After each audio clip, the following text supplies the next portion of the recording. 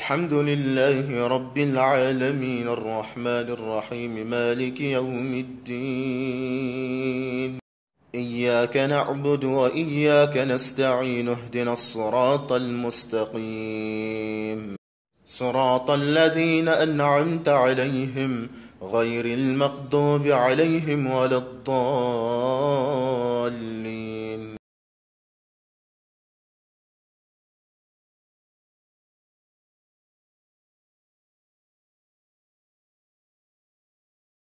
الحمد لله رب العالمين الرحمن الرحيم الحمد لله رب العالمين الرحمن الرحيم مالك يوم الدين.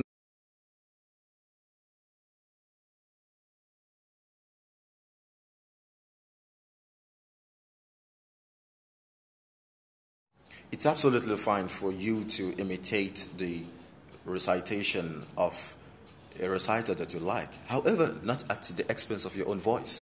And this is one of the problems that I have with people who tend to recite every time in the recitations of the Qur'an. They spend so much time investing in perfecting the imitation of their favorite reciters, whereas they do not spend that same amount of time in their own voice. This is not just coming out of the blue. I've met people who, mashallah, tabarakallah, have a very great voice when they are imitating their favorite reciters. But when I ask them to recite in their own original voice, then it becomes a problem as they are faced with several challenges. Most of the times they fall into two categories. For the first category, when you ask them to recite, they get caught up in the imitation of another reciter's voice. Therefore, the struggle in trying to identify their own voices. When they read like maybe 3 ayahs, then after the 3 ayahs, then they switch to another person's voice. And the second category, they actually can't even identify their voice at all, their own unique voice. And when I say unique voice, I mean being able to recite with the power or almost the power of the relative perfection that you do when imitating others. And then when they fail to do that, they say like, oh, I don't really have a very good voice. Who told you so? I strongly believe that if you have the powerful skill to imitate other recitations, then you have the powerful skill to develop yours also. And when I raised this concern to a very dear friend many years ago, I was very surprised when he came back with a very unique and amazing voice, mashallah. You have to realize that if the people that you are imitating today were also caught up in the voices of their favorite reciters, then you wouldn't be imitating them today, specifically. Those people that you're imitating had a very good voice and they developed it. You also can develop yours, and other people can also find it interesting and soothing.